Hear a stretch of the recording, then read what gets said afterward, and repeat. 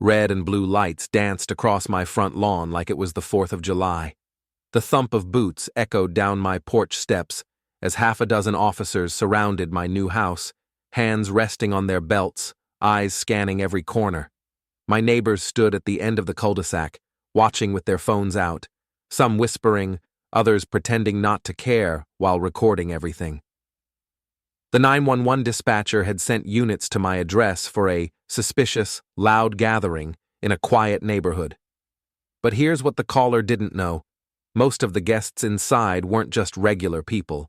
They were cops, off duty, from my own department. One officer approached me with a raised brow and a smirk that gave everything away. "So, you the perp throwing this so-called unruly disturbance?"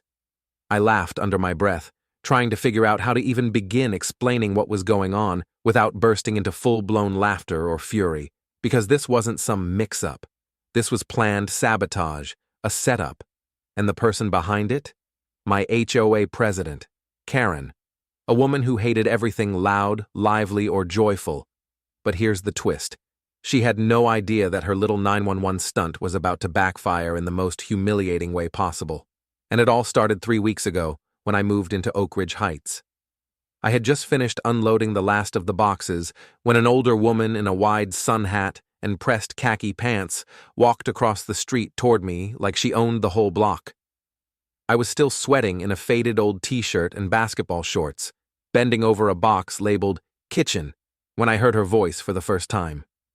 "Excuse me," she said, her tone sharp like she'd caught me stealing mail.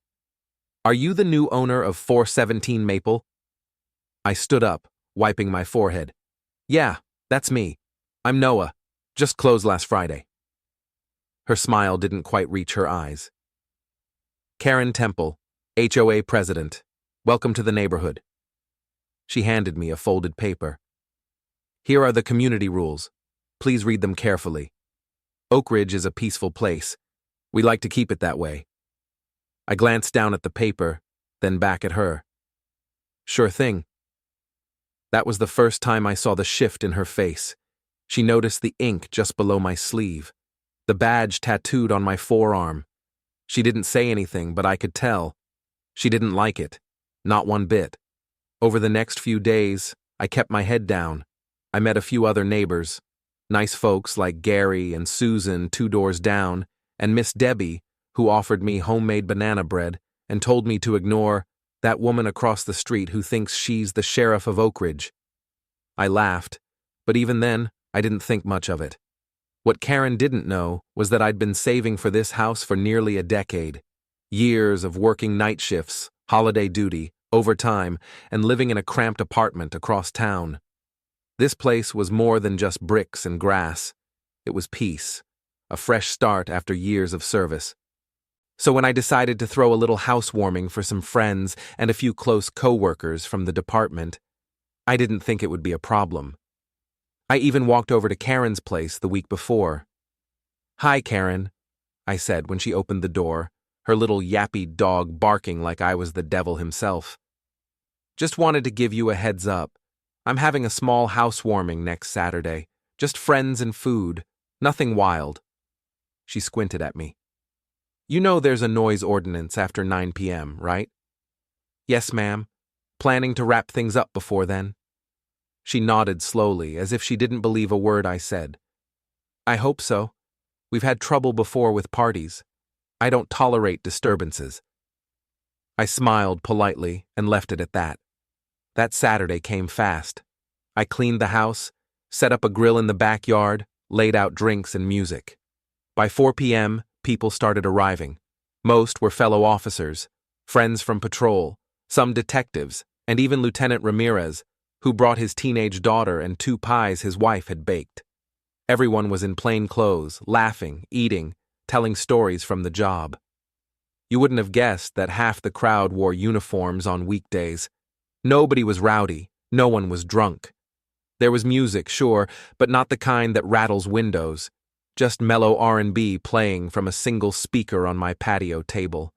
But apparently, the sight of people, especially certain kinds of people, gathering on my lawn was enough to make Karen twitch. I saw her peeking from behind her curtains at least 4 times. Once, she even came out to her porch and stood with arms crossed like she was watching a gang meeting unfold. At 6:42 p.m., I got a text from Susan next door. "Heads up, Karen's on the phone looking real dramatic. Be careful." I laughed. I thought she was bluffing. Until 10 minutes later, I saw a squad car slowly pull into the street. Then 2 more, then a third, and suddenly, my own backyard looked like a crime scene. People stood up, conversations stopped, plates were set down. Some of the guests reached for wallets and IDs out of habit, before realizing they were technically on the job, just not on duty. I walked out front with my hands raised slightly, not because I had to, but because I knew exactly how this would look on someone's camera. The lead officer stepped out. He was new, fresh out of the academy, from what I could tell by the way he held his radio. "Sir, we got a call about a potential disturbance here." I blinked. "From who?" He flipped open his notepad. "A Karen Temple, president of the HOA." My jaw clenched. I turned around slowly, looked across the street. Her porch light was off, but I could see the faint glow of her phone in her hand behind the curtain. "She called in a disturbance because of a housewarming party?" I asked. "She said there were loud noises and suspicious activity," the officer replied. "She claimed you were hosting unauthorized guests." At that point, one of my guests, Jackson, a veteran patrol officer who'd seen more action than half the precinct, stepped forward. "Hey, rookie," he said with a friendly smirk. "Take a closer look. You know who we are?" The kid paused, looked around. Then recognition hit. But before he could say anything else, a woman's voice sliced through the quiet from across the street. "I told you people not to bring your nonsense into this neighborhood." Karen had stepped outside, robe on, phone still recording, finger pointed straight at me. That was when all hell broke loose. And that's exactly where everything began to unravel. Fast. Karen's voice pierced the night like a fire alarm no one had asked for. Her face was twisted with the kind of self-righteous fury you usually only saw on reality TV courtroom shows. "This is a private neighborhood," she shouted, pointing like she was casting a spell. "And you are not above the rules just because you think you're somebody." A few neighbors stepped outside to see what was going on, phones already raised, curious eyes darting from Karen to the 3 patrol cars now awkwardly parked on my lawn. The officers, clearly embarrassed, looked at one another, unsure if they were supposed to take this seriously or laugh. Jackson crossed his arms. "You called 911? Because a homeowner had some guests over before 9 p.m.? Really?" Karen's mouth dropped. "You don't get to intimidate me. I pay my dues. I enforce the rules around here." Ramirez, who had been calm up until this point, stepped forward. "Ma'am, with all due respect, calling emergency services for a non-emergency is a punishable offense." That made her blink. "You what?" she scoffed. "It's called misuse of emergency services," Ramirez replied, cool and measured. "And you've just wasted city resources because you were uncomfortable with people being happy across the street." I held my breath, waiting for her to back off, but instead, Karen doubled down. "I don't care if you're all police," she hissed. "This is my neighborhood. I won't have my peace disturbed by loud music and strangers barbecuing like it's a public park." That's when the laughter started, low and nervous at first, then growing louder among the guests as the ridiculousness of the whole thing finally hit everyone. Karen's face went red. "Laugh all you want," she snapped, "but I'm calling the HOA board. This is going in the next meeting report. And you," she pointed directly at me again, "you won't last a year here." And then, as if to punctuate her sentence, she stormed back into her house and slammed the door. One of the rookie officers shook his head. "Man, this is wild." Ramirez clapped a hand on my shoulder. "Don't let her get to you. She's all bark, no bite." That might have been the end of it. It should have been the end of it. But Karen wasn't done. That night may have made her look ridiculous, but it also lit something mean and petty in her that would burn hotter with every passing day. 2 days later, I got my first HOA violation notice. According to the letter taped to my door, I was being fined for unauthorized signage. The sign in question? A small welcome mat that apparently violated the uniform aesthetic of entryways. The next week, another notice arrived, this time about excessive lawn decorations. I had a flag hanging by my porch with the thin blue line stitched into it, a quiet, respectful nod to my brothers and sisters in service. But Karen labeled it political and provocative. I tried not to let it get to me. I kept mowing my lawn, watering the plants, waving to my nice neighbors, and going about my life. But she kept pushing. Then she started showing up while I was at work. Miss Debbie caught her one afternoon pacing around my property, phone in hand, taking pictures of my backyard through the slats in the fence. Another time, Gary caught her trying to measure the distance between my trash cans and the curb. "She's looking for anything," Gary warned me. "Anything to hit you with." I filed a complaint with the HOA board, but I wasn't surprised when nothing came of it. Karen had been president for 6 years. Her best friend Janice was the treasurer, and the secretary was her cousin's husband. It was like playing chess with someone who already knew all your moves and moved your pieces when you weren't looking. Still, I refused to stoop to her level. Every chance I got, I tried to be kind. I smiled at her even when she ignored me. I cleared the sidewalk in front of her house during a storm without saying a word. I even returned a package she had delivered to my door by mistake. But nothing worked. She saw kindness as weakness, and each polite gesture only made her more determined. It all came to a head the following weekend. I'd invited just a few friends over, not a party this time, just a quiet dinner in the backyard. We had grilled chicken, soft music, a fire pit going. Everyone was inside by 8:30. I stood at the sink later that night, washing dishes when I noticed flashing lights again. Not police lights this time. It was Karen's porch. She had installed a motion-triggered spotlight aimed directly at my kitchen window. Every time I moved past it, the blinding white light kicked on, lighting up my entire interior like a football stadium. I stepped outside and walked across the lawn to talk to her, heart pounding. "Karen," I said gently, "the light's really bright. It keeps flashing into my house. Maybe we can adjust it?" She didn't even look up from her porch chair.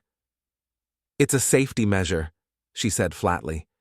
"Maybe if you stopped pacing around all night, it wouldn't keep turning on." I was about to respond when she said something that froze me.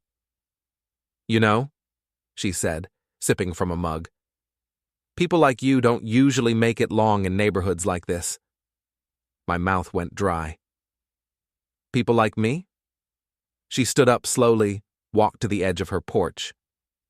"Hot shots, flashy, always needing an audience. Well, this isn't the city. You can't just charm your way out of rules here." And with that, she turned and went back inside. That night, I sat in my living room long after midnight, heart heavy. Not because I was scared, but because I realized this woman didn't just dislike me. She hated everything I stood for. And if she couldn't chase me out, she'd try to ruin me quietly. But then, something happened the next morning that changed everything. A letter slid under my door with no name on it. Inside was a photo, a screenshot of Karen, on the phone during the housewarming, smirking as the officers arrived. Below it, a handwritten note. "She's done this before, to the family that lived here before you, thought you should know." And just like that, I knew the next move wouldn't come from her. It would come from me. The photo shook me more than I expected, not because it was proof. I already knew in my gut that Karen wasn't just acting out of annoyance. This was personal for her, but seeing it spelled out with a past pattern, that made it feel real, heavy, like I wasn't the first, just the next in line. I held the note in my hand, trying to make sense of the message. She's done this before. But to who? The previous owners? I hadn't met them. The house had sat empty for months before I bought it. Maybe they left in a hurry. Maybe Karen made life just as miserable for them, only they didn't fight back. But I would. Not with anger, not with revenge, with truth, with strategy. That afternoon, I took the photo and the letter to Susan next door. She'd always seemed like someone who saw more than she let on. When she saw it, she let out a long sigh. I was wondering when someone would finally say something. What happened to them? The last owners? She looked over her shoulder before speaking, like she was worried the bushes had ears. Young couple, barely in their 30s, had a baby girl, real sweet people. But Karen hated them the moment they moved in. First it was complaints about their garden gnome. Then it was their baby crying too loud. Then she tried to fine them for having string lights in their backyard. They didn't last 6 months. I blinked. She pushed a family out because of string lights? Susan nodded. And because the husband had a sleeve of tattoos, said it made the neighborhood look less refined. My hands curled into fists at my sides. I'd worked with guys who took bullets to protect strangers, people who'd held bleeding victims in their arms during traffic stops or ran into burning buildings just because they heard screaming. And someone like Karen, someone who'd never lifted a finger for anyone but herself, had the nerve to judge us because of ink. But again, this wasn't going to be about shouting. It had to be smarter than that. I thanked Susan, and that night I reached out to a friend who owed me a favor. Devin, an old colleague who had switched to working full-time in community mediation. This sounds like weaponized HOA enforcement, he said over the phone. You'd be surprised how many suburban horror stories I hear that start just like this. So, what are my options? Well, he replied, you could sue, but that's messy and long, or you could run for the board. I laughed. Me? On the HOA board? Think about it, Devin said. The best way to stop someone like her is from the inside. If you can get elected, you can change the rules, get transparency, maybe even remove her if you get enough support. The idea buzzed in my head for days. I wasn't political. I didn't like meetings or small talk or boardroom nonsense. But if that's what it took to protect my peace and make sure Karen never pushed another family out again, I'd do it. The next weekend, I printed flyers. A vote for Noah is a vote for fairness. Let's make Oak Ridge home again. I walked door to door, talking to neighbors. Some were skeptical. A few clearly didn't want to get involved. But more than I expected were supportive. Turns out, Karen had made enemies quietly over the years. She had fined one neighbor $100 for unsightly recycling bins and threatened another for parking too close to the sidewalk. By the following Monday, the whole block was buzzing. Karen must have heard. She stopped looking at me altogether. No more porch glares, no more violation slips. Just cold silence, but silence wasn't surrender. 3 days before the board election, I received a thick envelope in the mail. It was stamped with the HOA seal. Inside was a printed report titled Community Standards Violation Notice, Pending Hearing. Karen had gone all out. She listed 10 supposed violations: improper grass length, offensive flag display, an illegal backyard fixture, my fire pit, and inappropriate gatherings without prior HOA approval. The last one hit me like a punch to the gut. She meant my housewarming. The night she called 911. I was being dragged to a private disciplinary hearing. I sat on my couch that night staring at the notice. It wasn't just about me anymore. Karen was using every inch of her power to silence anyone who challenged her control. And if she could shut me down before the vote, she'd send a message to the whole community. You don't go against me. But she underestimated something. She didn't know who'd been at that party. I made a few calls. The morning of the hearing, I didn't show up alone.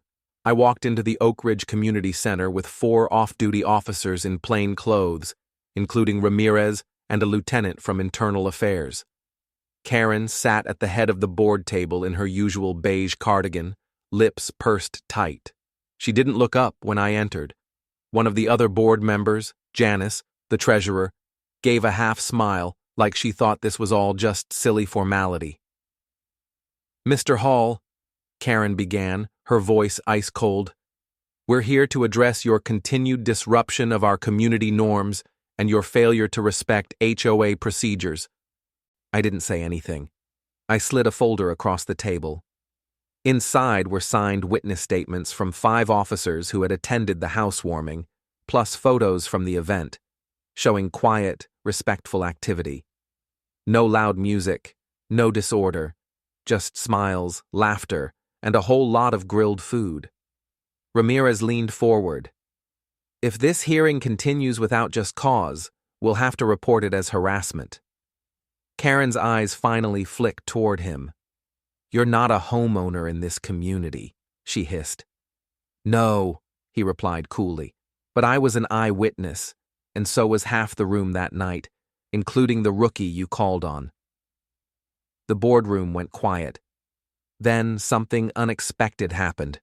One of the board members, a soft-spoken man I hadn't spoken to before, named George, cleared his throat.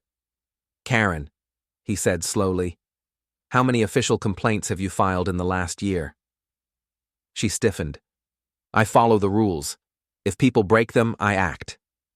George nodded. "But how many?" She didn't answer. Janice tried to speak, but Ramirez cut in. "We've reviewed 23 reports submitted by Ms. Temple in the last 6 months. 19 of them were filed against minority families." The silence that followed was louder than any shouting could have been. Karen stood.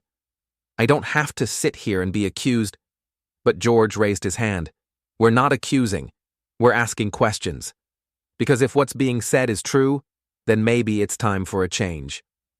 Karen grabbed her purse and stormed out, just like she did the night she called 911. But this time, she wasn't walking away victorious. I didn't win the board seat yet. The election was still coming. But something had shifted. And then came the final blow. 2 nights later, my doorbell rang. I opened it to find a clipboard resting on my mat. At the top, "Petition for emergency HOA vote, removal of board president." Below that were the signatures of over half the homeowners in Oak Ridge. Karen was about to face the vote of her life. But just as I leaned down to pick it up, headlights flashed across my lawn. And from the darkness, a car pulled up, slowly, deliberately. Karen stepped out, and she wasn't alone. Karen's heels clicked against the pavement like a ticking clock. Slow, measured, a warning before the storm. The car she'd arrived in was a sleek black sedan, not her usual dusty SUV. And the man who stepped out behind her wasn't from the neighborhood. Tall, square jaw, gray suit, a clipboard in his hand, and the kind of look that said I charge by the hour and I win for sport. I stayed at my door, shoulders squared, heartbeat heavy in my chest. Karen didn't say a word as they approached. She just stared, with that smug smile she wore when she believed the game had finally tilted back in her favor. The man spoke first. "Mr. Hall?" I nodded. "That's me." He handed over a large envelope. "I'm Gregory Yates, legal counsel for Ms. Temple. This is a cease and desist order regarding defamation and harassment. You are hereby warned to halt your public campaign against her."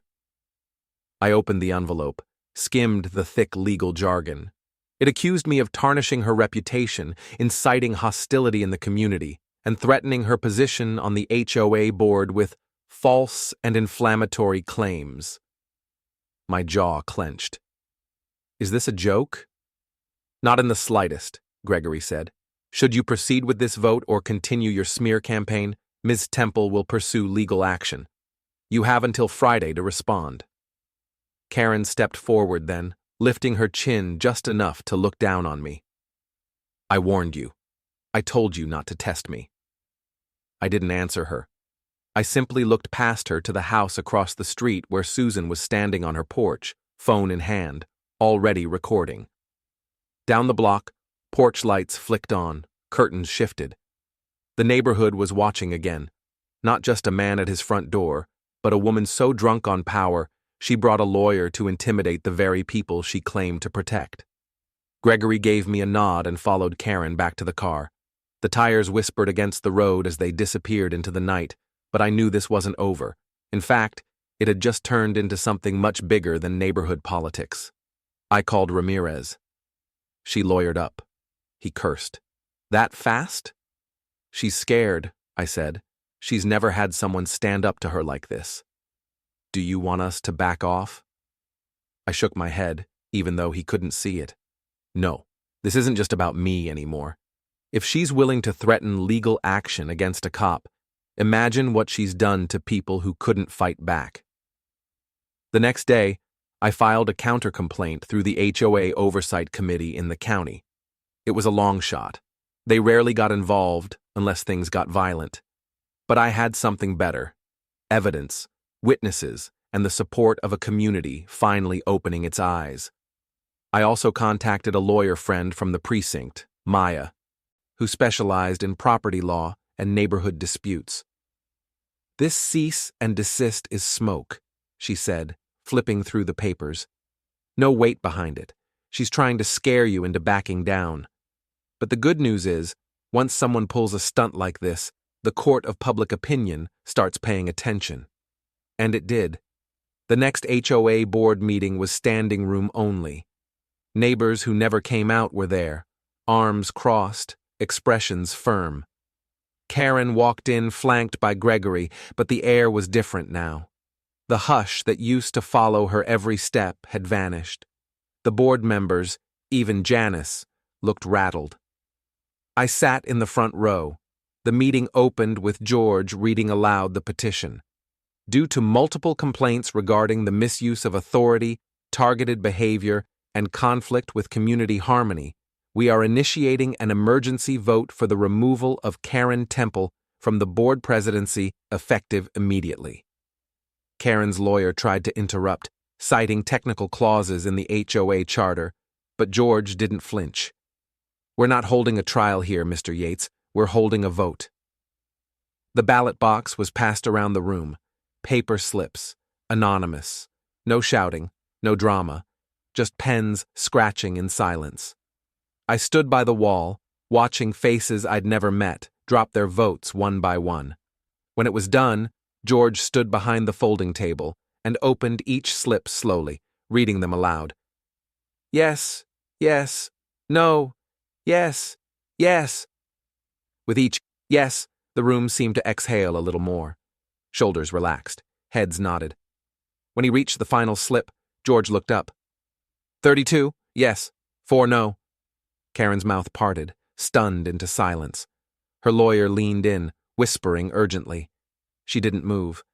George cleared his throat. Effective immediately, Karen Temple is removed as president of the Oak Ridge Heights HOA. The room broke into soft murmurs. No one cheered.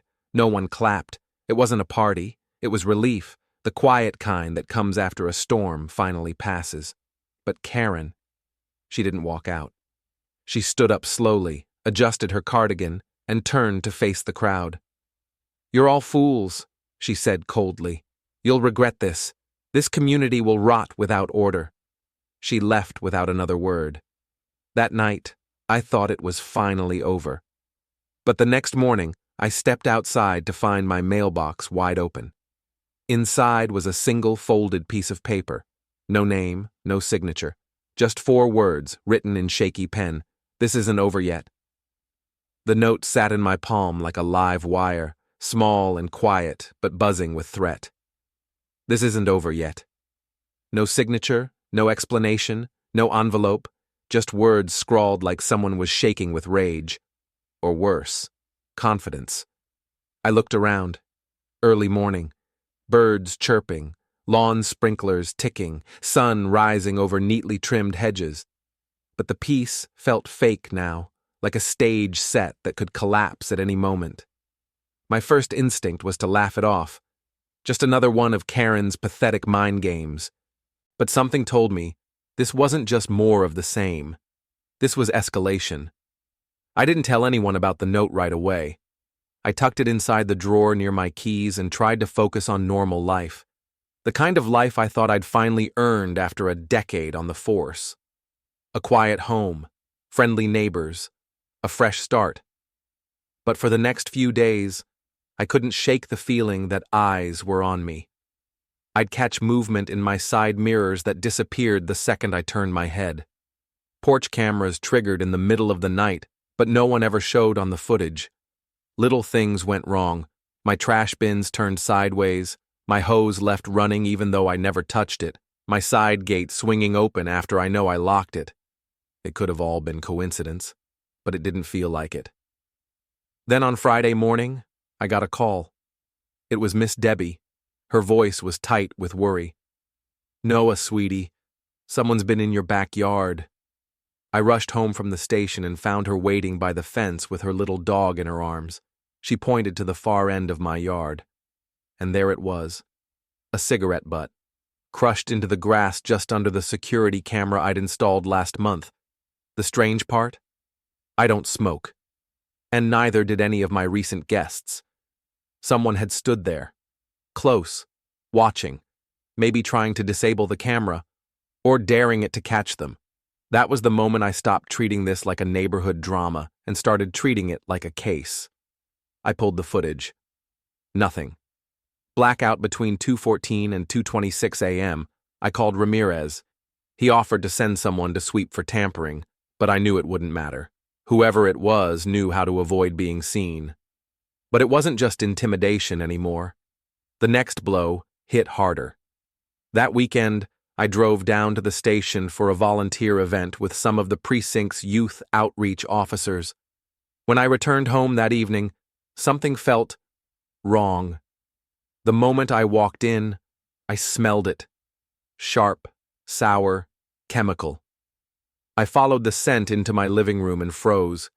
Someone had sprayed paint across my wall, big angry letters in red, "Rat." My stomach dropped.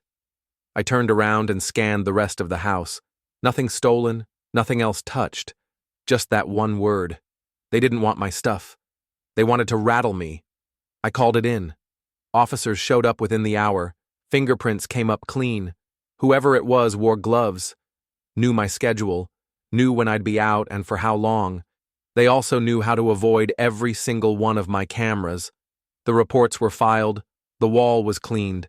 But something inside me shifted that night. This wasn't just about revenge or embarrassment for Karen anymore. This was personal, dark, and calculated. But what Karen didn't know was that I'd already started digging into her history the moment I got that first note. And what I found changed everything. 3 years ago, Karen's name came up in a civil complaint, filed by a man named Jonathan Wells. He lived in another HOA community 2 towns over. The case never made it to trial. It was quietly settled. But the language in the filing was familiar. Targeted harassment, abuse of authority, use of law enforcement as personal enforcers. Karen had been president of that HOA too, until she was voted out. But there was something even more chilling. In that complaint, Jonathan described receiving threatening letters, his cameras disabled, small acts of vandalism, a burned welcome mat, even sugar in his gas tank. Suddenly, I wasn't just staring down a bitter neighbor, I was up against a pattern. I met with Maya again and handed her the details. "This woman's got a history. She's done this before." Maya nodded grimly. "We'll need sworn statements, a timeline, and a paper trail. If you want this to stick legally, we need to tie everything together." We started building the file. Susan, Miss Debbie, even George from the HOA board agreed to give their statements. And then we got the final piece of the puzzle. A young couple, Ben and Talia, emailed me after Susan told them about the situation. They were the ones who used to live in my house. They had moved across the state to escape the nightmare of Karen's reign. "She scared us out," Talia wrote. "We couldn't sleep. We felt watched. We reported her, but she always found a way around it. She never got her hands dirty, but things always happened. Broken fence, flooded garden, Our dog poisoned. We couldn't prove it, but we knew. I printed the email and added it to the growing file. But still, I didn't have the final confirmation. The one thing that would tie Karen to all of it. Then, on a foggy Tuesday morning, I got the call. It was Jackson. "You're gonna want to come see this," he said. "We picked up a guy for trespassing near a residence in Oak Ridge. Guess what address he had scribbled on a note in his back pocket?" My heart skipped. "Mine." "Bingo, and you're gonna love this. He's a former maintenance worker. Used to do odd jobs for Karen Temple." I drove to the precinct in record time. The man, a wiry guy with sunken eyes and a twitchy jaw, sat in the holding room with his arms crossed. Wouldn't talk at first. Claimed he was just taking a shortcut through a yard. But once Ramirez stepped in and read off the list of charges they could file, including felony trespassing, intent to vandalize, and conspiracy to commit harassment, the guy cracked. "She told me you were a problem," he said. "Said you were threatening her. Said she needed someone to keep an eye on things. I didn't touch your house, man. I just watched." "Watched?" I repeated. "How long?" He looked down. "Since the party. The housewarming. The night she called 911. She'd had someone keeping tabs on me for weeks. That night, I drove home with a burning in my chest. Not fear, not anger. Purpose. I had the last piece. The confession. The pattern. The past victims. But I didn't want to take her down in court. I wanted her exposed. To everyone. So I called in a favor from a friend at the local news station. They said they needed 48 hours. But I didn't realize that before the truth came out, Karen would try one more desperate move. One that would put everything, my home, my safety, and my name, on the line. It happened the night before the story aired. When I walked out to get my mail, I noticed a police car idling in front of my house, and an officer stepping up to my porch, not one of mine. He held a clipboard and looked up at me.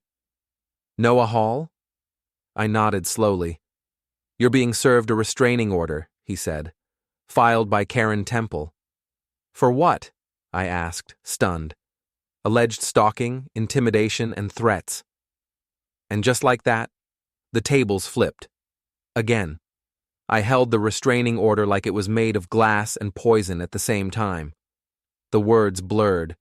Stalking. Intimidation. Threats. My name, typed in bold. My address, listed clearly, and Karen's signature scrawled at the bottom like a final act of spite. The officer delivering it didn't look thrilled to be there. "Sorry, man," he said under his breath. "Just doing my job." I didn't answer him. I couldn't. My brain was racing. Karen wasn't just throwing stones anymore. She was lighting the whole field on fire and blaming me for the smoke. And the timing? Too perfect.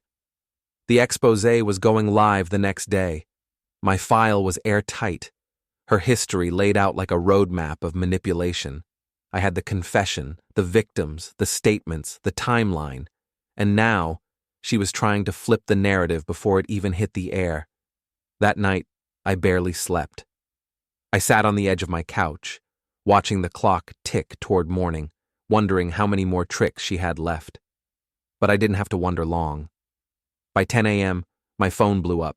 Texts, missed calls, voicemails from neighbors, and then the news. Local Channel 5 had gone live with the headline, "HOA President's History of Harassment. Oak Ridge Community Speaks Out."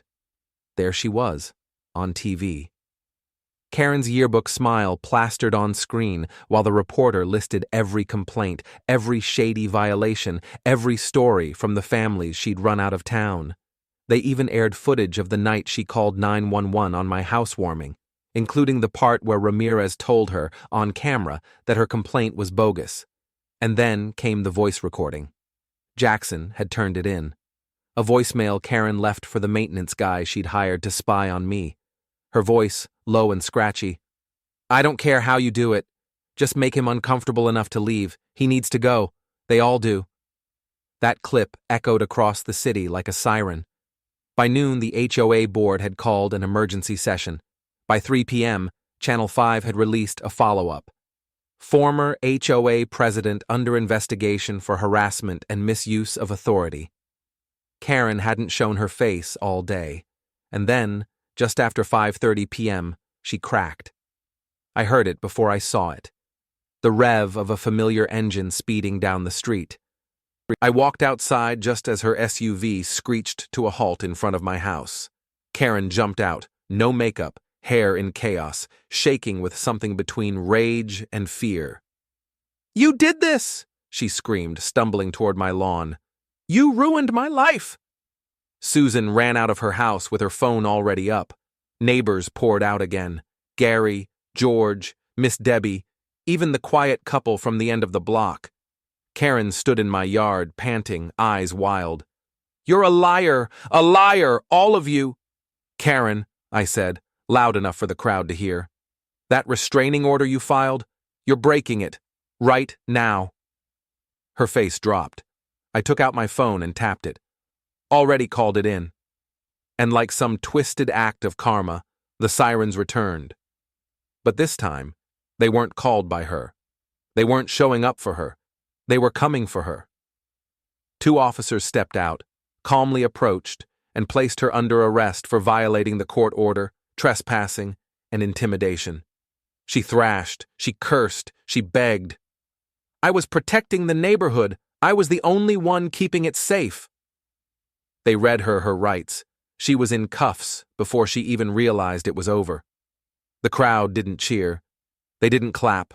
They just watched. Silent. Sober. Because they knew they weren't watching a villain get dragged away. They were watching a neighbor, someone they trusted, unravel completely because she couldn't stand to see someone else live peacefully. As the cruiser pulled away, Susan turned to me. "You think she'll come back?" I shrugged. "Maybe, but not here." The next week, the HOA board announced reforms, new rules for board elections, transparency and violation processing, and limits on presidential power. I didn't even have to run for president. George stepped up, and everyone backed him. Peace returned slowly. The lights stayed quiet. No more notes, no more vandalism, just dinners with friends, Miss Debbie's banana bread, and lazy Sundays in the yard with a new welcome mat. And my house, my home, it finally felt like one, a place not built by bricks, but by battles, by people standing up, by the kind of quiet, persistent kindness that doesn't back down when faced with injustice. Because sometimes, the real strength in a neighborhood isn't in how quiet it is. It's in how loud you're willing to be when someone tries to silence you. And in the end, Karen never knew who she was messing with. But now, she does.